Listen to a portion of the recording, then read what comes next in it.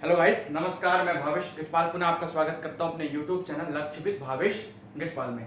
चलिए आज हम देखने वाले हैं 17th ग्रुप के एलिमेंट्स के बारे में, तत्वों के बारे में। 7th ए या 17th ग्रुप जिसे कहा जाता है एक्स, अर्थात हेलोजन या हैलाइड्स जिसे कहे जाते हैं। ठीक है, हेलोजन्स कहे जाते हैं जिन्हें कैपिटल एक्स से हम डिनोट करते हैं। सर ये क्यों पढ़ा रहा हूं आप पूछोगे, है ना? तो देखिए, इससे बहुत सारे क्वेश्चन आपके इसी रेंजर में है। दो क्वेश्चन में इतने ही टॉपिक से मैं दो क्वेश्चन आपके कराऊंगा। ये मैक्सिमम वेरायटी जिससे क्वेश्चन आ सकते हैं, इससे एक्स्ट्रा क्वेश्चन नहीं आएंगे हैलोजन से रिलेटेड। हैलोजन इसलिए कराया जा रहा है क्योंकि क्लोरीन का संबंध आपका विरंजक चूर्ण से है, ब्लीचिंग पाउडर से है। और आपका पूछा था कि ब्लीचिंग पाउडर में क्लोरीन का ऑक्सीडेशन नंबर क्या है। ठीक है, +1 है, -1 है, +1 या -1 या इनमें से कोई नहीं, ऐसा दिया था। ठीक है, इस प्रकार क्वेश्चन पूछा गया है। आपका एक क्वेश्चन पूछा गया है कि अम्लीय प्रबलता अर्थात एसिडिक प्रॉपर्टी, जो एसिडिक प्रॉपर्टी है उसका इंक्रीजिंग और डिक्रीजिंग ऑर्डर में उसको मतलब जमाइए। कौन किससे प्रबल अम्ल है, मतलब हाईली एसिडिक है और वीकर एसिडिक है। ठीक है, ये आपको पूछने के लिए, बताने के लिए दिया गया था, मतलब बनाने के लिए दिया गया था। इससे भी एक क्वेश्चन आपका आया हुआ है। ठीक है, मोर एसिडिक और लेस एसिडिक से। तो देखिए, ये सभी क्वेश्चन आज इसमें कवर होंगे। इसके अलावा अन्य जो क्वेश्चन है रिएक्टिविटी का, स्थायित्व का, स्टेबिलिटी का, ठीक है, और आपका ऑक्सीकारक गुण का, ऑक्सीडेशन प्रॉपर्टीज का, ये सभी आज मैं कराऊंगा। जितने भी, जरूरी नहीं है कि अगर आपके सिलेबस में ऑक्सीजन लिखा है तो ऑक्सीजन खाली पढ़ो, ऑक्सीजन बनाने की प्रयोगशाला विधि पढ़ो, ऐसा कभी नहीं पूछा है। ऑक्सीजन से रिलेटेड जो व्युत्पन्न है, जो उससे और संबंधित है, वो चीजें पढ़नी पड़ेंगी। ठीक है, जैसे ब्लीचिंग पाउडर में क्लोरीन था, क्लोरीन से रिलेटेड बाकी चीजें हमको पढ़नी पड़ेंगी, है ना? आपका पीरियोडिक टेबल दे दिया, आवर्त सारणी दे दिया है, तो आपका पूरा आवर्त सारणी में कुछ भी दे सकता है। जैसे आपको चैल्कोजन दिया था, किस ग्रुप के पीरियोडिक टेबल में, अर्थात आवर्त सारणी में किन ग्रुप को चैल्कोजेंस कहा जाता है।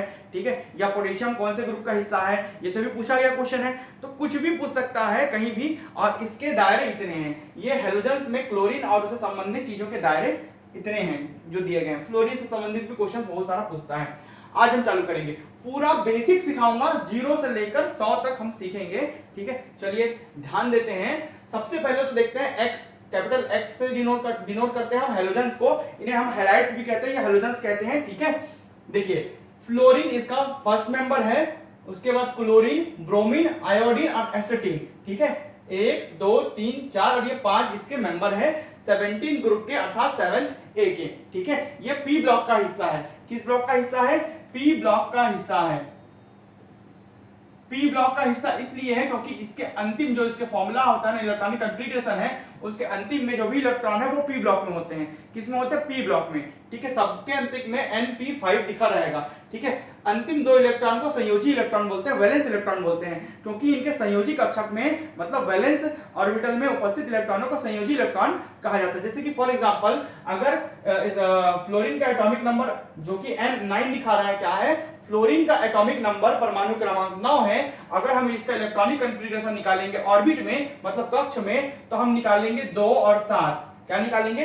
2 और 7 निकालेंगे। वही हम ऑर्बिटल में, मतलब कक्षक में, अर्थात एसपीडी और एफ में हम अफबाउ सिद्धांत का फॉलो करेंगे, अफबाउ रूल फॉलो करेंगे, जिसके अकॉर्डिंग हम लिखेंगे 1s1 सॉरी 1s2 2s2, है ना, 2 और 2 4 और 2p5, 5 4 9। ठीक है, 1s2 2s2 2p5। ठीक है, और 2p5 के बाद क्या आएगा? 3s। तो 3s में 2 इलेक्ट्रॉन होते तो यहाँ पर है ही नहीं, तो 0 हो जाएगा, है ना? तो अंतिम में क्या दिखाया आपका? 1s2 2s2 2p5 ये दिखाया।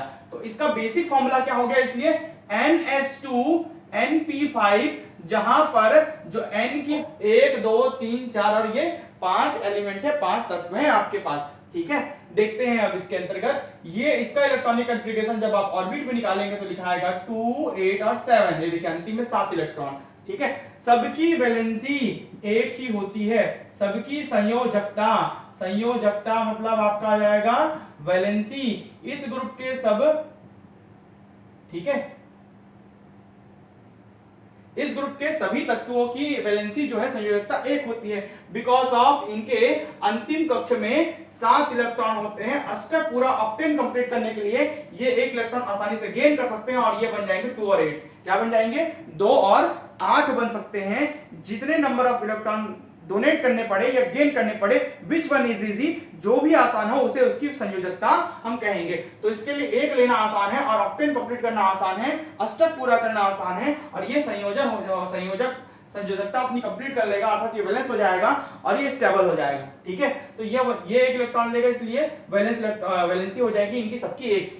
अब जब ऑर्बिटल में निकालेंगे तो आप में 1s2 2s2 2p5 आता है, रटने की आवश्यकता नहीं है। इसका भी इलेक्ट्रॉनिक कॉन्फ़िगरेशन निकालोगे तो अंतिम में 7 आएगा। ठीक है, इसके भी इलेक्ट्रॉनिक कॉन्फ़िगरेशन में अंतिम में 7 आएगा, इसके भी इलेक्ट्रॉनिक कॉन्फ़िगरेशन में, अर्थात इलेक्ट्रॉनिक विन्यास में अंतिम में 7 आएगा। ये आपको पूरा लिखने की आवश्यकता नहीं है, 2 को समझा दिया। बाकी इनको देखो, जैसे ये शुरू के है ना उसको छोड़कर अंतिम के 2 होंगे इसके 3s2 3p5, फिर होंगे इसके आगे को छोड़कर 4s2 4p5, फिर इसको छोड़कर होंगे, है ना, ये 3 वाला हो गया, ये आपका 4 वाला हो गया, ये आपका 5 वाला हो गया, और ये आपका 6 वाला। तो n की वैल्यू 6 होगी यहां पर, है ना, 5 की जगह। तो ये आपका हो जाएगा 5s2 और 5p5, यहां पर होगा एक अंतिम में 6s2 और 6p5 हो गया। 1 2 3 4 5, तो 2 से लेकर 6 तक हो सकती है n की वैल्यू। जब n की वैल्यू 2 रखे तो इसका कॉन्फ़िगरेशन निकला। ठीक है, जब 2 की वैल्यू n की वैल्यू 3 रखे तो इसका अंतिम बस को देखना, लास्ट 2 वैलेंस इलेक्ट्रॉन को, 5 और 2 7, ऑर्बिट में 7, ऑर्बिटल में 5 p ऑर्बिटल में और 2 s ऑर्बिटल में, है ना। s के लिए एक बॉक्स बनाते हैं आप, इससे ऑक्सीडेशन नंबर निकालेंगे। p के लिए 3 बॉक्स बनाते हैं, ठीक है। d के लिए आप 5 बनाते हैं, हर एक में 2-2 इलेक्ट्रॉन, और f के लिए आप 7 बनाते हैं। कितने बनाते हैं? 7 बॉक्सेस बनाते हैं, हर एक बॉक्स में s में p में, ठीक है, हर एक में 2 इलेक्ट्रॉन ऐसे रहेंगे। ठीक है, परंतु इसके इसके p ऑर्बिटल्स में केवल 5 इलेक्ट्रॉन है और s इसका, ठीक है, कॉमन 2 इलेक्ट्रॉन रखता है। तो इसी प्रकार इसकी वैलेंस जो कक्षक है, वैलेंस जो ऑर्बिट है उसमें 7 इलेक्ट्रॉन है, और यहां भी 5 और 2 7 इलेक्ट्रॉन दिखा रहा है। इसलिए इसका जनरल जो फॉर्मूला हुआ, इलेक्ट्रॉनिक कॉन्फ़िगरेशन हुआ, वो ns2 np प्रकार का है, जहां पर n की वैल्यू 2 से लेकर आप 3 4 और 5 रख दिए तो आपका अंतिम निकल गया। शुरू का नहीं लिखा हूं, शुरू का इसलिए लिखा हूं, अगर इसका लिखते हम लोग कैसे लिखते हैं, ऐसा लिखते हैं ना भाई, इसका लिखते तो 1s2 2 इलेक्ट्रॉन, फिर 2s2 4 इलेक्ट्रॉन हो गए, 2 और 2, फिर उसके बाद लिखते 2p6 लिखते हैं आप, है ना। तो 6 4 10 हो गए, कितने हैं? 17। उस 3p के बाद आता है 2p के बाद आता है 3s और उसके बाद 3p। तो ये आ गया पूरा इलेक्ट्रॉनिक कॉन्फ़िगरेशन किसका? क्लोरीन का, है ना। ऐसे ही सामने इसका लिखते हैं, सामने इसका होता, सामने से कोई मतलब नहीं। अंतिम 2 इलेक्ट्रॉनों को देखो, अंतिम 2 ऑर्बिटल्स को देखो जिसमें इलेक्ट्रॉन रहते हैं 5 और 2 7, 5 और 2 7, 5 और 2 7। ठीक है, मतलब एक इलेक्ट्रॉन गेन करेंगे तो इसकी वैलेंसी यहां पर, ठीक है, संयोजकता 1 हो जाएगी। अब देखते हैं इससे ऑक्सीडेशन नंबर कितने कैसे निकाल सकते हैं। देखिए, ऑक्सीडेशन स्टेट, ऑक्सीकरण अवस्था निकालने के लिए ये सभी जो फ्लोरीन क्लोरीन ब्रोमीन आयोडीन एसिटिन है, सभी -1 से +1 और +7 तक ऑक्सीडेशन अवस्था, ऑक्सीडेशन स्टेट शो करते हैं, ऑक्सीडेशन नंबर शो करते हैं। कैसे भाई, कैसे? अब ये कैसे पता किया जाए? देखिए, चूंकि बिकॉज ऑफ इसमें p के बाद d ऑर्बिटल है क्या, ठीक है। सिद्धांत क्या बोलता है कि इलेक्ट्रॉन हायर एनर्जी ऑर्बिटल में जंप करते हैं, लोअर में नहीं, ठीक है। s से ज्यादा हायर एनर्जी p की, p से ज्यादा हायर एनर्जी d की, और d से ज्यादा हायर एनर्जी ऑर्बिटल जो है वो f है। तो इलेक्ट्रॉन जो s में रहेंगे वो p में जंप करेंगे, p का d में जंप करेगा और d का f में जंप करेगा। यदि d और f या p ऑर्बिटल खाली हैं तो वो और ज्यादा हायर एनर्जी वाले हो जाते हैं, तो उसमें जंप करना तय ही है। बिकॉज ऑफ फ्लोरीन का अंतिम p में खत्म हो जाता है, इसके बाद आएगा 2 3s। क्योंकि 3s ऑर्बिटल, s ऑर्बिटल आ रहा है, एक ही बॉक्स वाला आ रहा है, तो p से इलेक्ट्रॉन आपका s में जंप नहीं करेगा, हायर से लोअर में जंप नहीं करता, क्योंकि s ऑर्बिटल का एनर्जी लो है। जब इसका आप डायग्राम बनाएंगे ना, फॉर एग्जांपल मैं पहले बनाता हूं फ्लोरीन के लिए, तो पहले s में 2 इलेक्ट्रॉन है, फिर p में 3 इलेक्ट्रॉन है, फिर s में 2 इलेक्ट्रॉन है, सॉरी, है ना। उसके बाद आपका p में 3 इलेक्ट्रॉन है, उसके बाद अगला s आ जाता। ये हम फ्लोरीन के लिए जब बनाएंगे तो हम लिखते 1s 2s, है ना, उसके बाद आता 2p, फिर 3s, 2 इलेक्ट्रॉन 2 4 इलेक्ट्रॉन 5 6 7। अपवर्जन सिद्धांत, इलेक्ट्रॉन पहले एक एक करके भराते हैं, फिर उनका पेयरिंग होता है, 8 और ये 9 इलेक्ट्रॉन, कितने हो गए? 9 इलेक्ट्रॉन हो गए, एक खाली है, और ये कभी जंप नहीं करेगा s में, क्योंकि ये p है, p के बाद इसमें s आएगा। अब बोरोन के अकॉर्डिंग क्या आता है, पी के बाद आता है एस, है ना। तो एस होने के कारण ये इसमें जंप नहीं करता, बिकॉज ऑफ इसके पास खाली एक जगह बचा है, तो ये एक इलेक्ट्रॉन को बस गेन कर सकता है, इसलिए बिकॉज ऑफ ये गेन कर रहा है इसलिए ये माइनस फिल करेगा, इसलिए इसका ऑक्सीडेशन नंबर -1 होता है।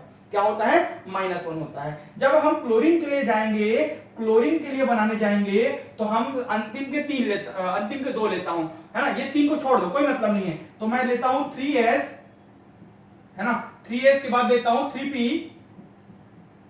उसके बाद आएगा आपका 3d, 3s 3p फिर 3d, ये आया आपका 3s 3p 3d, है ना भाई। 3s 3p फिर 3d आया। तो इसमें 3s में आपको 2 इलेक्ट्रॉन दिखा रहा है, इसमें 1 2 3 4 5, है ना। p में 5 इलेक्ट्रॉन दिखा रहा है, बिकॉज ऑफ इसके बाद जो है d ऑर्बिटल इसका पूरा खाली है, और ये हायर एनर्जी ऑर्बिटल है इसके कंपैरिजन में, p के कंपैरिजन में, तो इसके इलेक्ट्रॉन जंप करते जाते हैं। तो एक खाली है इसलिए एक इलेक्ट्रॉन गेन करेगा, ठीक है, एक इलेक्ट्रॉन गेन करेगा, इसलिए इसका ऑक्सीडेशन स्टेट -1 होगा, ठीक है। अब यहां खाली होगा, यहां जंप कर लिया d में, तो 1 2 3, है ना, एक -1 हो गया। इसके अलावा इसका ये एक डोनेट भी कर सकता है, एक क्या कर सकता है? डोनेट भी कर सकता है, इसलिए इसका ऑक्सीडेशन स्टेट +1 भी हो गया, है ना। अब इसके बाद इसका जो इलेक्ट्रॉन है यहां जंप कर गया, कहां जंप कर गया? यहां, ठीक है, यहां जंप कर गया। कितना खाली है? 1 2 3, तो इसमें 3 और अदर एलिमेंट के इलेक्ट्रॉन आकर पेयरिंग कर सकते हैं। कितना? 1 2 3, तो 3 और पेयरिंग कर सकते हैं, इसलिए इसका +3 भी हो गया, ठीक है। +3 के साथ और पेयरिंग कर सकता है। ये एक और जंप कर दिया यहां, तो 1 2 3 4 5 इलेक्ट्रॉन और हो गए, तो इसलिए इसका ऑक्सीडेशन स्टेट +5p हो गया। कितना? -1 +1 +3 +5, दिख रहा है आपको? 1 2 3 4 5। अब ये चूंकि बिकॉज ऑफ ये s वाला भी आगे जंप कर सकता है, तो ये d में और जंप कर सकता है। अब कितने? 1 2 3 4 5 6 और ये 7, तो ये सातों अंतिम अपना वैलेंस जो इलेक्ट्रॉन है 5 और 2 7 सबके साथ पेयरिंग कर सकता है, तो ये +7। इस प्रकार इसका ऑक्सीडेशन स्टेट -1 से +7 तक शो करता है। कौन? क्लोरीन। कौन? क्लोरीन। पेपर में दिया गया क्वेश्चन आपका है कि भाई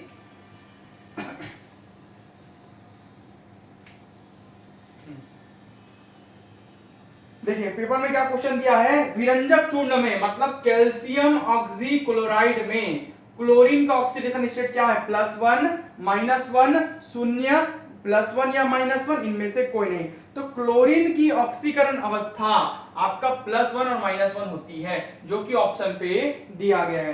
क्लोरीन का ऑक्सीडेशन स्टेट +1 भी होता है और -1 भी होता है। केवल फ्लोरीन एकलौता ऐसा है जिसका केवल -1 होता है, बाकी सभी जो इसके ग्रुप के जो मेंबर है ना, वो सभी आपका +1 से लेकर +7 तक का ऑक्सीडेशन स्टेट शो करते हैं, ठीक है। क्या करते हैं? शो करते हैं। इस प्रकार इसका आंसर लिया गया है डी, ठीक है, डी। एक और तरीका होता है, जैसे कि मैं एक आध क्वेश्चन ले लेता हूं आपसे, फॉर एग्जांपल पूछ लूं आपको, हाँ ये लेता हूं H2SO4, इसमें मैं पूछूंगा कि सल्फर का ऑक्सीडेशन स्टेट क्या है, सल्फर की ऑक्सीडेशन स्टेट निकालिए। तो इसको इस टाइप के क्वेश्चन को हम कैसे बना सकते हैं, ठीक है। तो हम लिखेंगे वैलेंसी के साथ गुना करते जाएंगे नंबर ऑफ एटम से। तो 2 एटम इसके हैं, हाइड्रोजन के 2 लिख लिए, मल्टीप्लाई हाइड्रोजन की वैलेंसी बेसिकली हम लोग लेते हैं संयोजकता प्लस में, तो +1 वैलेंसी के साथ उसका ऑक्सीडेशन स्टेट भी समझ आता है, तो ये +1 इसका ऑक्सीडेशन स्टेट है ना। तो हाइड्रोजन की संयोजकता 2, एक इलेक्ट्रॉन आसानी से दान कर सकता है, +1, ठीक है, हो गया ये। प्लस सल्फर का निकालना है तो X ले लिए, प्लस ऑक्सीजन का एटम नंबर 4 है, ऑक्सीजन के लिए शो करता है -2, कितना होता है? -2 होता है, क्योंकि 2 इलेक्ट्रॉन आसानी से गेन करता है, तो मल्टीप्लाई करके -2 = 0, बराबर के उधर क्या लगाना है? 0 लगाना है।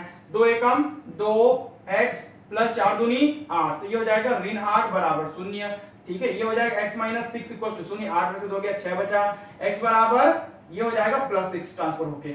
इस प्रकार इस सल्फ्यूरिक एसिड में H2SO4 में आपका सल्फर का जो ऑक्सीडेशन स्टेट है वो +6 होगा। क्या होगा? +6 होगा। इस प्रकार भी निकालते हैं, ठीक है। सबके ऑक्सीडेशन स्टेट वैलेंसी निकाल के उसका ऑक्सीडेशन स्टेट पता कर लेते हैं, ठीक है। ऑक्सीडेशन स्टेट से मल्टीप्लाई करते जाते हैं एटम से, नंबर ऑफ एटम से, तो आपका ऑक्सीडेशन स्टेट भी निकल जाता है। ये भी एक प्रकार का क्वेश्चन है, ठीक है। और ये जो बता रहा हूं ये आपका बेसिक क्वेश्चन। इस प्रकार इसमें क्लोरीन का ऑक्सीडेशन स्टेट +1 और -1 दोनों होता है। अब देखते हैं ब्रोमीन के लिए। तो ब्रोमीन का भी ऑक्सीडेशन स्टेट -1, बाकी को निकाल दे रहा हूं, लिख दे रहा हूं, +1 +3 और +5 तक हो सकता है ना। आयोडीन का -1 +1 +3 +5 और +7 तक हो सकता है, ठीक है। और एसिड का छोड़ दीजिए आप, है ना। तो बेसिक आपको फ्लोरीन और क्लोरीन को ज्यादा फोकस करना है, अंतिम ब्रोमीन तक, ठीक है। इसमें शुरू के दो एलिमेंट जो है ना, फ्लोरीन और क्लोरीन, आपका गैसेस है ना। आपका ब्रोमीन जो है लिक्विड है, ब्रोमीन क्या है? आपका लिक्विड है, ठीक है। आयोडीन जो है थोड़ा सॉलिड है, कैसा? अमोर्फस सॉलिड या भंगुर सॉलिड है बोल सकते हो, पाउडर फॉर्म वाला। और एसिटाइन आपका, ठीक है, सॉलिड है लेकिन ये मेटलॉइड है। सॉलिड के साथ साथ क्या ये मेटलॉइड है, उपधातु है, ठीक है। मतलब धातु और अधातु के बीच की स्थिति, अर्थात कुछ धातुओं के गुण और कुछ अधातुओं के गुण रखता है कौन? एसिटाइन, ठीक है। तो ये मेटलॉइड में आता है, अर्थात उपधातुओं में भी आता है, जो धातु और अधातु के बीच की स्थिति रखता है, ठीक है। ये सॉलिड होने के साथ साथ मेटलॉइड है, ठीक है। ये सॉलिड है, ये लिक्विड है, ये दोनों ऊपर के गैसेस हैं। फ्लोरीन, क्लोरीन, ब्रोमीन, आयोडीन, ये सभी जो चार एलिमेंट्स हैं सभी बाइएटॉमिक अवस्था में मिलते हैं। जितने भी हैलोजेंस हैं वो बाइएटॉमिक मैनर में मिलेंगे। बाइएटॉमिक कहने का तात्पर्य द्विपरमाणुक। जैसे फ्लोरीन ऑलरेडी गैस है, तो गैसेस का नेचर क्या होता है? उन्हें द्विपरमाणुक रूप में लिखा जाता है, दो परमाणु, एक एटम, तो इसे लिखेंगे F2Cl2 लिखा जाता है। Cl लिख के कभी रिएक्शन नहीं कराते हैं, F2 लिख के कभी रिएक्शन नहीं कराते हैं, तो F2Cl2 है ना। और आपका Br2 और I2 लिखकर हम रिएक्शन कराते हैं। ये सभी क्या है? बाइएटॉमिक एलिमेंट्स कहलाते हैं, हैलोजन जितने भी हैं। F2Cl2 Br2 और I2 लिखकर हम रिएक्शंस कराते हैं, ठीक है। ये सभी द्विपरमाणुक होते हैं। क्या होता है हिंदी में? द्विपरमाणुक या बाइएटॉमिक एलिमेंट्स। अब बढ़ते हैं हम गलनांक मतलब मेल्टिंग पॉइंट और क्वथनांक मतलब बॉइलिंग पॉइंट की ओर, ठीक है। मेल्टिंग पॉइंट और बॉइलिंग पॉइंट, गलनांक और क्वथनांक। तो देखिए सबसे पहले तो ऊपर से नीचे जब आ रहे हो तो आपका एटॉमिक नंबर इंक्रीज हो रहा है। एटॉमिक नंबर इंक्रीज हो रहा है तो एटम का साइज भी बढ़ेगा। जैसे मैं डायग्राम बनाना चाहूं, ठीक है, आपको समझ आ रहा है? इसको यहां पर मिटा देता हूं, यहां पर डायग्राम बना के दिखाता हूं, ठीक है। आप बाकी चीजों को नोट करते जाएं। देखिए फ्लोरीन का अगर मैं डायग्राम बनाता हूं तो ये बनाऊंगा न्यूक्लियस, जिसमें रहेगा प्रोटॉन प्लस, न्यूट्रॉन न्यूट्रल, ठीक है। फिर मैं बनाऊंगा आपका ये K और ये L। कौन कौन सा ऑर्बिट है? K ऑर्बिट है, L ऑर्बिट है। तो इसके बाद बनाऊंगा K ऑर्बिट और L ऑर्बिट फ्लोरीन के लिए। शुरू में इसके 2 इलेक्ट्रॉन हैं, इसके बाद 1 2 3 4 5 और 6 और ये 7। K के बाद L वाले में फ्लोरीन के 7 इलेक्ट्रॉन चक्कर लगा रहे हैं, ठीक है। अब देखो गलनांक और क्वथनांक, ये क्या है? आपका एटम का साइज बढ़ रहा है। इसके बाद यदि मैं ब्रोमीन का बनाता तो ये न्यूक्लियस बनाता जिसमें प्रोटॉन प्लस और न्यूट्रॉन न्यूट्रल रहते हैं। उसके बाद K, L और M बनाता। क्या बनाता? इसमें K है, L है और M ऑर्बिट है, कक्ष, और ये कक्षक ऑर्बिटल, उसके अंदर रहने वाले sp_df, ठीक है। तो उसके बाद हम बनाते ये आपका इसमें 2 रहता, इसमें आपका रहता 8 इलेक्ट्रॉन, इस वाले में ये K है, ये L है और ये M है, और M वाले में रहता फिर से 7 इलेक्ट्रॉन, ठीक है। तो जैसे जैसे परमाणु का साइज, एटम का साइज बढ़ेगा, उसको गलाने के लिए और उसको बॉईल करने के लिए ज्यादा एनर्जी की आवश्यकता होगी। इस प्रकार फ्रॉम टॉप टू बॉटम, मतलब आपका 17th ग्रुप में टॉप से बॉटम आने पर, ऊपर से नीचे आने पर एटम का साइज इंक्रीज होता है, because of atomic number increase हो रहा है, इसलिए उसका बॉइलिंग पॉइंट और मेल्टिंग पॉइंट भी क्या होगा? हाई होगा। मतलब फ्लोरीन का सबसे कम रहेगा बॉइलिंग पॉइंट मेल्टिंग पॉइंट, और आयोडीन और एसिटाइन जाते जाते उसका बॉइलिंग पॉइंट और मेल्टिंग पॉइंट हाई हो जाता है। बेसिकली हम आयोडीन तक का पढ़ते हैं, एसिटाइन का ज्यादा नहीं पढ़ते क्योंकि उससे रिलेटेड क्वेश्चन नहीं आते, ठीक है। तो यहां से लेकर यहां तक जाने पर बॉइलिंग पॉइंट और मेल्टिंग पॉइंट इंक्रीज हो रहा है। इसके अलावा एक और चीज है वांडर वाल बल, ठीक है। इसमें दुर्बल या वीक वांडर वाल फोर्स पाया जाता है। ये सभी एक दूसरे के प्रोपोर्शनल टू होते हैं, मतलब समानुपाती होते हैं। इनका मेल्टिंग पॉइंट, बॉइलिंग पॉइंट और वांडर वाल बल फोर्स जो है, वो वीक जो फोर्स है, वो तीनों प्रोपोर्शनल है। इनके कारण इनका गलनांक और क्वथनांक, ठीक है, क्या है?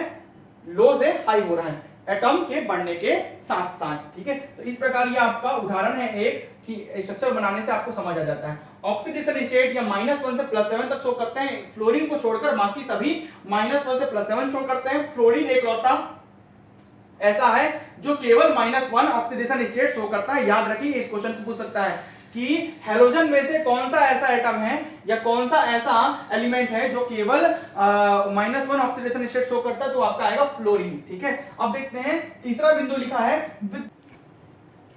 चलिए अब देखते हैं हम तीसरा बिंदु की ओर, जिसमें दिया गया है विद्युत ऋणात्मकता, इलेक्ट्रोनेगेटिविटी। इलेक्ट्रोनेगेटिविटी मतलब EN। इलेक्ट्रोनेगेटिविटी क्या है भाई? इस ग्रुप के जितने भी मेंबर है, फ्लोरीन, क्लोरीन, ब्रोमीन, आयोडीन, एसिडीन, सभी इलेक्ट्रॉनिक रूप से नेगेटिव होते हैं, क्योंकि सभी एक इलेक्ट्रॉन गेन करते हैं। एक इलेक्ट्रॉन गेन करेंगे तो सभी क्या करेंगे? एक माइनस फील करेंगे। ठीक है, तो इलेक्ट्रॉनिक नेगेटिविटी अर्थात इलेक्ट्रोनेगेटिविटी का डिसेंडिंग ऑर्डर, घटता क्रम, ठीक है, ये डिक्रीजिंग ऑर्डर जो है वो ये है। फ्लोरीन सबसे ज्यादा इलेक्ट्रॉन नेगेटिव होता है, सभी होते हैं, लेकिन इन सभी ग्रुप में फ्लोरीन सबसे ज्यादा इलेक्ट्रोनेगेटिव होता है। ये जल्दी से आसानी से इलेक्ट्रॉन को गेन कर सकता है अपने वैलेंस ऑर्बिटल में को सेटिस्फाई करने के लिए। ठीक है, तो फ्लोरीन से कम इलेक्ट्रोनेगेटिव क्लोरीन है, क्लोरीन से ब्रोमीन कम है, ब्रोमीन से आयोडीन कम है। ठीक है, अब इलेक्ट्रोनेगेटिविटी को समझने के लिए हम एक और चीज समझते हैं, इलेक्ट्रॉन अफिनिटी, मतलब इलेक्ट्रॉन बंधुता, इलेक्ट्रॉन अफिनिटी EA। अब ये वास्तव में ये क्या चीज है? EA electron affinity. अब क्या होता है देखिए, जैसे मैं फ्लोरीन का बनाया, आपका ये न्यूक्लियस है, नाभिक है, फ्लोरीन के लिए बना रहा हूं। ठीक है, ये आपका प्रोटॉन प्लस, न्यूट्रॉन न्यूट्रल, ये इसका K ऑर्बिटल, ये इसका L ऑर्बिट है ना। तो K में रहता है 2 इलेक्ट्रॉन और इसमें 1 2 3 4 5 6 और ये 7 इलेक्ट्रॉन। ठीक है, 7 और 2 9 इलेक्ट्रॉन हो गया। फ्लोरीन के एटॉमिक नंबर कितने? 9 इलेक्ट्रॉन। तो K और L बस रहेगा। अब इलेक्ट्रॉन अफिनिटी का मतलब है कि कोई अदर एटम का जब इलेक्ट्रॉन इससे रिएक्शन करने आता है तो इसका जो प्रोटॉन है इस इलेक्ट्रॉन को कितने आसानी से खींच लेगा। तो क्योंकि है ना, क्योंकि फ्लोरीन का जो वैलेंस इलेक्ट्रॉन है वो 7 है, 1 2, अंतिम ऑर्बिटल, लास्ट ऑर्बिटल के जो इलेक्ट्रॉन होते हैं ना वो वैलेंस इलेक्ट्रॉन कहलाते हैं, और वही बॉन्डिंग में भाग लेते हैं, वही पेयरिंग में भाग लेते हैं। तो ये चूंकि ये इसका स्ट्रक्चर छोटा है, इसका एटॉमिक नंबर कम है, स्ट्रक्चर छोटा है, तो इसके अगर दरवाजे पर कोई इलेक्ट्रॉन आके खड़ा हुआ है तो वो आसानी से उसको गेन कर लेगा, क्योंकि प्रोटॉन प्लस और इलेक्ट्रॉन माइनस, प्लस माइनस आपस में एक दूसरे को अट्रैक्ट करते हैं, और ज्यादा दूरी ना होने के कारण ये जल्दी से अट्रैक्ट कर लेंगे, इसलिए इसकी इलेक्ट्रॉन एफिनिटी ज्यादा है। लेकिन क्लोरीन इसका अपवाद है, एक्सेप्शन है। अपवाद है कौन? Chlorine. Proton plus, neutron neutron जब क्लोरीन का बनाया जाता है तो इस प्रकार बनाया जाएगा, इसमें 2 इलेक्ट्रॉन, इसमें 8 इलेक्ट्रॉन, इसमें 7 इलेक्ट्रॉन। कितने? 1 2 3 4 5 6 और ये 7 इलेक्ट्रॉन। जब क्लोरीन जब किसी से पेयरिंग करने जाता है, बॉन्डिंग बनाने जाता है कोई अदर एटम के इलेक्ट्रॉन से, तो क्या होता है? बिकॉज ऑफ वो जब बॉन्डिंग बनाने जाता है, क्लोरीन इसलिए अपवाद है क्योंकि इसमें 3D ऑर्बिटल खाली रहते हैं। ठीक है, इसमें क्या बोलना चाहिए? P के बाद हायर एनर्जी ऑर्बिटल D खाली रहता है, और फ्लोरीन में P के बाद S आ जाता है, लोअर एनर्जी ऑर्बिटल आ जाता है। तो इसके इलेक्ट्रॉन जंप करके बॉन्डिंग नहीं बना सकते, इलेक्ट्रॉन को अफिनेट जल्दी से खींच तो लेते हैं, लेकिन S ऑर्बिटल होने के कारण इसका इलेक्ट्रॉन अफिनिटी, इलेक्ट्रॉन बंधुता, इलेक्ट्रॉन को अट्रैक्ट करने का जो कैपेसिटी है वो कम होता है एज कंपेयर टू क्लोरीन, क्योंकि इसमें D ऑर्बिटल है। D ऑर्बिटल सामने वाले को खाली दिखता है, अरे वाह हायर एनर्जी ऑर्बिटल खाली है, इसका मतलब ये इलेक्ट्रॉन को और जल्दी से खींच लेते हैं। इसलिए यहां पर लिखा है कि फ्लोरीन की कंपैरिजन में क्लोरीन का इलेक्ट्रॉन अफिनिटी, इलेक्ट्रॉन बंधुता, इलेक्ट्रॉन संबंध बनाने का जो कैपेसिटी है वो ज्यादा है। ठीक है, फ्लोरीन के कंपैरिजन में क्लोरीन का, उससे कम है ब्रोमीन का, उससे कम है आयोडीन का। ठीक है, तो ये इनका है। अब ऑक्सीकारक गुण क्या होता है? ऑक्सीडाइजिंग प्रॉपर्टी क्या है कि इलेक्ट्रॉन ग्रहण कर स्वयं को अपचयित कर देना, रेड्यूस कर देना। जो इलेक्ट्रॉन ग्रहण कर लेता है स्वयं क्या हो जाता है? खुद से क्या हो जाता है? रेड्यूस हो जाता है। ठीक है, और दूसरों को ऑक्सीकृत कर देना, ऑक्सीडाइज कर देना, अर्थात दूसरों से इलेक्ट्रॉन लेकर, ठीक है, उसको ऑक्सीडाइज कर देना। और ये पूरी प्रक्रिया जो कहलाती है वो ऑक्सीकरण कहलाती है, ऑक्सीडाइज करने के लिए, इसलिए ये प्रबल ऑक्सीकारक है। तो इसमें से फ्लोरीन जल्दी से इलेक्ट्रॉन लेकर क्या कर लेगा? ऑक्सीडाइज दूसरों को कर देगा, तो ये क्या कहलाएगा? प्रबल या हायर ऑक्सीडाइजिंग एजेंट कहलाएगा। कौन? फ्लोरीन। तो फ्लोरीन हायर ऑक्सीडाइजिंग एजेंट है, क्योंकि ये इलेक्ट्रॉन को जल्दी से खींच लेता है एज कंपेयर टू क्लोरीन। लेकिन जब हम ऑक्सीकारक गुण का बात करेंगे, मतलब कौन अच्छा ऑक्सीडाइजिंग एजेंट है, तो उसमें हमेशा फ्लोरीन को पहला स्थान देंगे।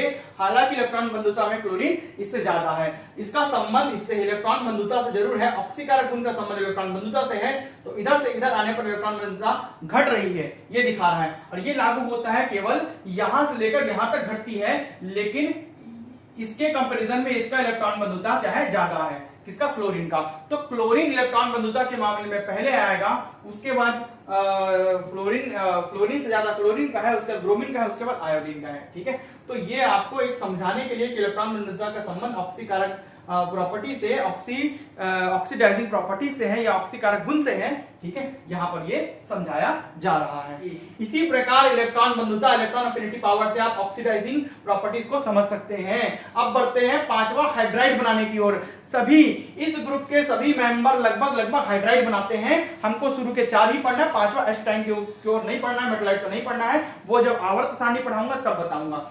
देखिए हाइड्राइड कैसे बनाते हैं, H और X, X मतलब हेलोजन है, H मतलब हाइड्रोजन है। तो हाइड्राइड बनाते हैं, इसमें कोवेलेंट बॉन्ड बनता है, सहसंयोजी बंध अर्थात कोवेलेंट बॉन्ड बनता है, जिसमें इलेक्ट्रॉनों का साझा होता है। एक डेमो क्लास में आपको बताया हूं कोवेलेंट बॉन्ड के बारे में। अब देखो इसमें इसके जरिए HF बनाएंगे, HF ही क्यों बनाएं पूछोगे ना भाई, HF ही, फ्लोरीन का आपका वैलेंसी है 1, हाइड्रोजन का भी वैलेंसी है 1, तो HF ही इसलिए बनाए क्योंकि इसकी वैलेंसी इसके नीचे, इसकी वैलेंसी इसके नीचे, दोनों की वैलेंसी एक दूसरे से के नीचे लिखते हैं, जिससे वो आपका कंपाउंड यौगिक बन जाता है, HF यौगिक बनेगा। ठीक है, एक एक को लिखा नहीं जाता, एक एक को लिखकर शो नहीं करते हैं, इसलिए हाइड्रोजन फ्लोराइड बनेगा।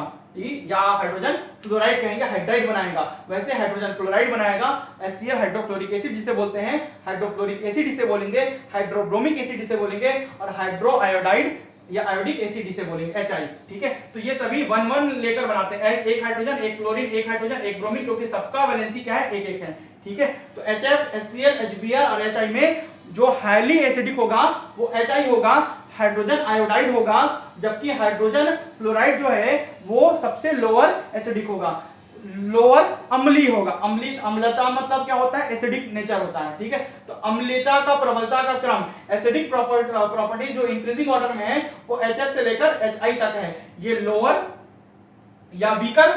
ठीक है, वीकर एसिडिक होगा, ये हायर एसिडिक होगा, HI।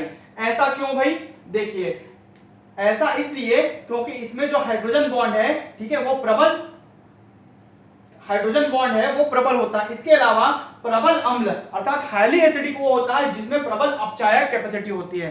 अपचयन की कैपेसिटी मतलब जो आसानी से इलेक्ट्रॉन का दान कर सके, और जो इलेक्ट्रॉन का गेन करेंगे वो रहेंगे ऑक्सीडाइजिंग एजेंट। ठीक है, जो इलेक्ट्रॉन का दान करेंगे, डोनेट करेंगे, वो रहेंगे रिड्यूसिंग एजेंट अर्थात प्रबल अपचायक। जो प्रबल अपचायक होगा वही प्रबल अम्ल होगा, वही स्ट्रॉन्ग एसिड होगा। तो HI स्ट्रॉन्ग एसिड होता है और HF वीकर एसिड होता है। ठीक है, तो ये इसका। अब इससे रिलेटेड जो क्वेश्चन आए हैं आपके CGPSC ACF रेंजर में, उसको भी हम आज कर लेते हैं, क्योंकि बिना क्वेश्चन के आपको समझ नहीं आएगा क्वेश्चन कहां से उठा रहा है, इस पॉइंट से उठा रहा है, ध्यान से देखिएगा। इसी के अंतर्गत का हिस्सा है ये, पूरा यहां तक पढ़ाऊंगा, नए क्वेश्चन भी पढ़ाऊंगा जितने आने की संभावना है। इससे ये मैक्सिमम वैरायटी में लिख दिया हूं और एक्स्ट्रा इससे क्वेश्चन आने की संभावना ज्यादा नहीं है। बट हम देखते हैं क्वेश्चन, निम्नलिखित में से कौन सा कथन सही है, which of the following statement is correct, कौन सा एक सही है। तो इसका आंसर लिया गया इनमें से कोई नहीं, सभी गलत हैं। सभी गलत क्यों है, पहला बोला NH3 से CH4 अधिक अम्लीय है, CH4 मीथेन जो है NH3 अमोनिया से, ठीक है, अधिक अम्लीय बोला, गलत है ये कथन, स्टेटमेंट गलत है, अधिक अम्लीय नहीं है। NH3 CH4 से ज्यादा एसिडिक होता है। ठीक है, तो ये तो इससे संबंधित नहीं है, फिर भी बता रहा हूं, ये हाइड्रोजन वाले में पढ़ेंगे क्योंकि इसमें दोनों में हाइड्रोजन है, H और H है ना, तो हाइड्रोजन से जब व्युत्पन्न पढ़ेंगे, ऐसे ही पढ़ाऊंगा ग्रुप तो आपको समझाऊंगा। लेकिन बाद के B, C और D इससे संबंधित हैं। देखिए B क्या बोल रहा है, HI से HF अधिक अम्लीय है, HF is more acidic then HI, गलत। HF कहां, HF तो लोअर एसिडिक है, HI ज्यादा एसिडिक है, तो ये स्टेटमेंट भी गलत है। HBr से HCl ज्यादा अम्लीय, ये भी गलत है, HBr लोअर एसिडिक है, HI ज्यादा एसिडिक है। ठीक है, HCl ज्यादा, HBr से HCl अधिक अम्लीय है। ठीक है, तो HCl लोअर एसिडिक है, HBr ज्यादा एसिडिक है, और HCl लोअर एसिडिक है, HI ज्यादा एसिडिक है। इस प्रकार B, C और D तीनों कथन गलत है। चौथा जो कथन जो A नंबर पे दिया NH3 से CH4 ज्यादा अम्लीय है, ठीक है, वो भी गलत है। इस प्रकार इसका आंसर लिया गया इनमें से कोई भी नहीं सत्य है। तो आपको कहां से क्वेश्चन बना, इसी लाइन से तो क्वेश्चन बना, जो प्रबल अम्ल होगा, हाईली एसिडिक जिसका नेचर होगा, वो प्रबल अपचायक होगा, मतलब हाईली रिड्यूसिंग एजेंट होगा, क्योंकि उसको इलेक्ट्रॉन डोनेट करने की क्षमता उसमें ज्यादा होगी। ठीक है, देखिए आप चल बढ़ते हैं। HF जो है ना वो लिक्विड फॉर्म में मिलता है, क्योंकि इसमें हाइड्रोजन बॉन्ड पाया जाता है। जिसमें हाइड्रोजन बॉन्ड पाया जाएगा वो अधिकतर लिक्विड फॉर्म में ही मिलते हैं। तो इसमें HF हाइड्रोजन फ्लोराइड में या हाइड्रोफ्लोरिक एसिड में आपका लिक्विड नेचर होता है क्योंकि इसमें हाइड्रोजन बॉन्ड होता है। HCl, HBr, HI ये तीनों गैसेस होते हैं। इसमें क्या बोलना चाहिए, हायर हाइड्रोजन बॉन्ड होता है और इसमें लोअर या वीकर हाइड्रोजन बॉन्ड होता है। यहां से यहां जाने पर हाइड्रोजन जो बॉन्डिंग है ये हाई मतलब प्रबल होता है किसमें, HF में, जबकि वीक होता है या दुर्बल होता है किसमें, HI में। यहां से यहां जाने पर ये हाई से लो की ओर बढ़ रहे हैं हाइड्रोजन बॉन्ड के लिए। हाइड्रोजन बॉन्डिंग केवल HF का ज्यादा होता है इसलिए वो ज्यादा लिक्विड स्टेट में है, ठीक है, और बाकी चीजें गैसेस फॉर्म में होती हैं। अब देखते हैं अपचयन क्षमता, रिड्यूसिंग प्रॉपर्टी या रिड्यूसिंग पावर। तो इसका रिड्यूसिंग पावर वीक होता है और इसका रिड्यूसिंग पावर हाई होता है। जो प्रबल एसिडिक है, हायर एसिडिक है, वही हायर रिड्यूसिंग एजेंट होगा। इस प्रकार HI हायर एसिडिक है इसलिए वो हायर रिड्यूसिंग एजेंट भी है। उसकी रिड्यूसिंग क्षमता, रिड्यूसिंग प्रॉपर्टी जो है या रिड्यूसिंग जो पावर है वो उसकी हाई होगी। यहां से यहां जाने पर हाई, वीक से हाई की ओर बढ़ रहे हैं, दुर्बल से प्रबल की ओर बढ़ रहे हैं, उल्टा हो रहा है। अब देखते हैं आयनिक बॉन्डिंग, आयन के साथ बॉन्ड बनाना या स्थायित्व। स्थायित्व मतलब स्टेबिलिटी। तो HF ज्यादा स्टेबल होगा क्योंकि इसके बॉन्डिंग को तोड़ने के लिए ज्यादा एनर्जी लगेगी तो वो ज्यादा समय तक टिका रहेगा। जबकि इसका अंतिम एलिमेंट जिसमें 85 इलेक्ट्रॉन है, ठीक है, तो वो अंतिम इलेक्ट्रॉन को आसानी से तोड़कर आयनिक एनर्जी के थ्रू या आयनिक पोटेंशियल के थ्रू, आयनिक पोटेंशियल एनर्जी के थ्रू उसे आसानी से तोड़कर निकाला जा सकता है, तो वो कम समय तक स्टेबल रहेगा। वैसे ही आयोडीन, तो फ्रॉम टॉप टू बॉटम स्थायित्व स्टेबिलिटी क्या होती है, डिक्रीज होती है, घटती है। क्यों? क्योंकि ये इसका एटॉमिक नंबर कम है तो एटॉमिक स्ट्रक्चर, एटॉमिक जो स्ट्रक्चर है वो छोटा बनेगा, जिससे इसके अंतिम जो ऑर्बिटल में जो इलेक्ट्रॉन है उसे निकालने के लिए ज्यादा एनर्जी लगेगी, जिससे वो ज्यादा समय तक टिका रहेगा, ज्यादा समय तक टिका रहेगा। इसी प्रकार HF और HI में भी देखा जाता है कि हाइड्रोजन बॉन्ड बनने के कारण, हाइड्रोजन बॉन्ड बना रहा है ना HF, इसलिए ज्यादा स्टेबल है, इसको तोड़ना बहुत मुश्किल है। वैसे ही HI ज्यादा वीक है, उसको तोड़ना, बॉन्डिंग उसका तोड़ना आसान है, ठीक है, क्योंकि इसका जो ऑर्बिटल का साइज है वो ज्यादा बड़ा रहेगा, हाइड्रोजन के एटम को वो देर से खींचेगा, बॉन्डिंग नहीं बना। स्थायित्व, ये ज्यादा स्थायित्व है, ज्यादा जल्दी से टूटेगा नहीं और ज्यादा जल्दी से आयन को खींच लेगा, तो ये ज्यादा स्टेबल है ना, और ये लोअर स्टेबल है। तो आयनिक प्रॉपर्टी इसकी ज्यादा है, मतलब आयनिक बॉन्डिंग बनाने की प्रॉपर्टी इसकी ज्यादा है और इसकी आयनिक बॉन्डिंग बनाने की प्रॉपर्टी सबसे कम है, ठीक है, गुण इसका कम है। अब देखते हैं स्थायित्व, ये आपका रिएक्शन लिख दिया हूं या रिलेशनशिप लिख दिया हूं। स्थायित्व जिसमें स्टेबिलिटी ज्यादा होती है वो अम्लता का इनवर्सली प्रोपोर्शनल होता है, एसिडिटी का या जो एसिडिक नेचर का इनवर्सली प्रोपोर्शनल व्युत्क्रमानुपाती है। वैसे ही अपचायक गुण है, रिड्यूसिंग प्रॉपर्टी, क्योंकि ये दोनों आपस में क्या होते हैं, प्रोपोर्शनल टू होते हैं, तो ये इसका क्या होता है, इनवर्सली प्रोपोर्शनल होगा, स्थायित्व उल्टा है, ठीक है। वैसे ही melting point, boiling point, van der Waal बल, ये भी डिपेंड करता है अंतरा आणविक हाइड्रोजन बल पे। Intermolecular hydrogen bonding, intermolecular hydrogen bonding जिसमें ज्यादा है, ठीक है, इंटरमॉलिक्यूलर हाइड्रोजन बॉन्डिंग जिसमें ज्यादा है उसका मेल्टिंग पॉइंट, बॉइलिंग पॉइंट और वंडर वाल बल भी इसमें प्रबल होगा, साथ ही मेल्टिंग पॉइंट और बॉइलिंग पॉइंट भी इसमें ज्यादा होगा। समझ आ रहा है, ये उसका भी डिक्रीजिंग ऑर्डर सेम हो जाएगा, ठीक है। अब देखते हैं ऑक्साइड्स। इस ग्रुप के जो मेंबर्स हैं वो ऑक्साइड्स भी बनाते हैं, O ऑक्सीजन और X मतलब हेलोजन। OX 2 प्रकार का, इसके जगह, इस X के जगह हम लिख सकते हैं फ्लोरीन, क्लोरीन, ब्रोमीन और आयोडीन। एसिडिन को छोड़ देते हैं, वैसे लिख भी उसको सकते हैं लेकिन हम यहाँ पर लिख सकते हैं। वहां जैसे कि यहाँ X की जगह हम लिख सकते थे फ्लोरीन, क्लोरीन, ब्रोमीन और आयोडीन को, ठीक है। चलिए अब आपका देखिए, इसका प्रबल ऑक्सीकारक होता है, प्रबल ऑक्सीडाइजिंग एजेंट होते हैं क्योंकि ये सभी आसानी से सिंगल इलेक्ट्रॉन को गेन कर सकते हैं, क्योंकि इनके जो वैलेंस जो ऑर्बिट है उसमें लास्ट में 7 इलेक्ट्रॉन होते हैं, एक इलेक्ट्रॉन को गेन करके अपना ऑक्टेन पूरा कर सकते हैं, इसलिए ये प्रबल ऑक्सीकारक होते हैं, हाईली ऑक्सीडाइजिंग एजेंट होते हैं, ठीक है। इसमें जो बॉन्ड बनाया गया, देखिए OF2, क्योंकि ऑक्सीजन का वैलेंसी 2 होता है, ये इसके नीचे, फ्लोरीन का 1 होता है, इसलिए ऑक्सीजन एक बार, इसमें 2-2 लिखा है, ये दोनों को सामने भी लिख सकते हैं, ये आखिर OF बन सकता है, ठीक है। देखिए O2F2 भी बनता है, Cl2O, Cl2O3, Cl2O6, Cl2O7 और ClO2, ये सभी क्लोरीन के ऑक्साइड्स बनते हैं। वैसे ब्रोमीन का Br2O बनता है, आयोडीन का I2O4 बनता है, आयोडीन का I2O5 बनता है, ठीक है। ये बनाकर नहीं बताऊंगा क्योंकि ये थोड़ा सा ज्यादा डीप हो जाता है, इसको केवल ऐसे देख लीजिए कि ये बनता है।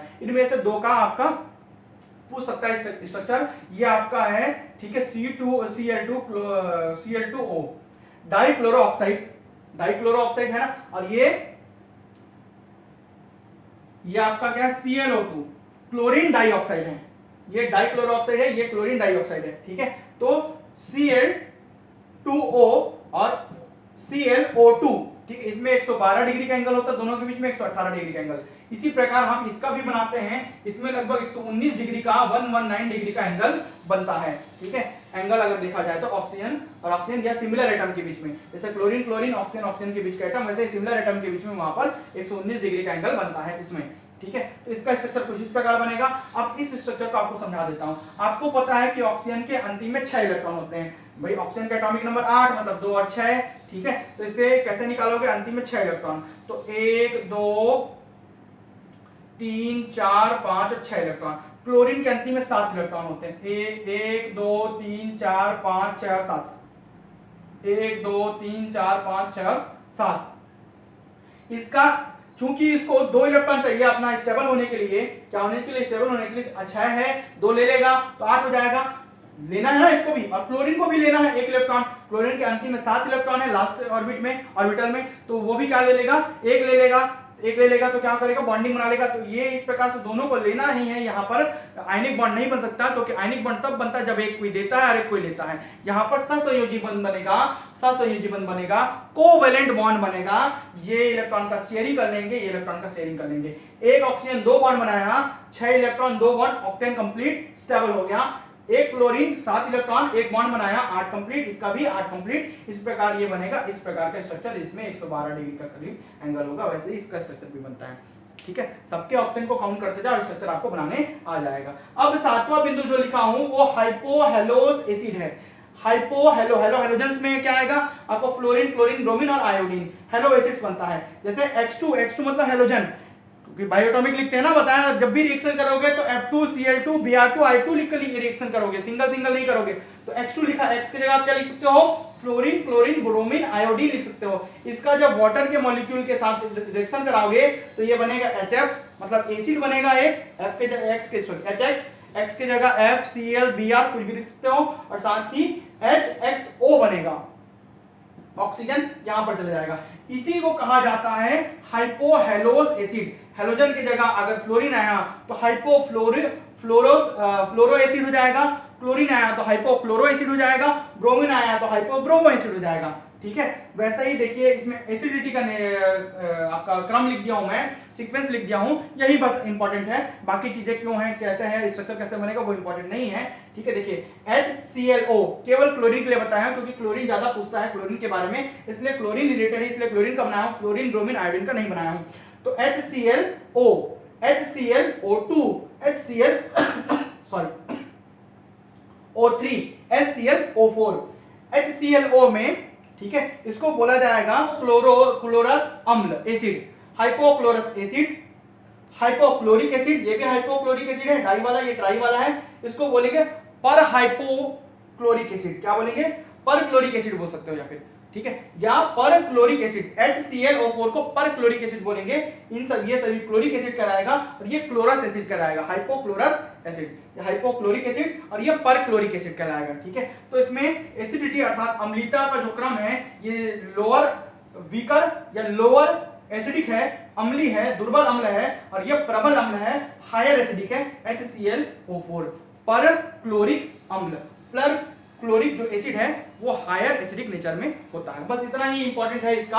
ये पूरा आपका 17 ग्रुप जिसके मैक्सिमम क्वेश्चन हो सकते थे, बन सकते थे, मैं वहां पर कंप्लीट करा दिया हूं। इसकी पेड क्लासेस केमिस्ट्री की, फिजिक्स की, बायोलॉजी की पॉइंट टू पॉइंट क्वेश्चन दिखाकर मैं कंप्लीट करा रहा हूं। यदि आपको ये ज्वाइन करना है तो आप 7470999978 पर आप व्हाट्सएप करें, केवल व्हाट्सएप करें, कॉल ना करें, बाकी की डिटेल मैं दे दूंगा। एकदम मिनिमम कॉस्ट है, तीनों सब्जेक्ट ज्वाइन करोगे तो बहुत ही मिनिमम कॉस्ट पर आप ज्वाइन से कर सकते हैं। धन्यवाद।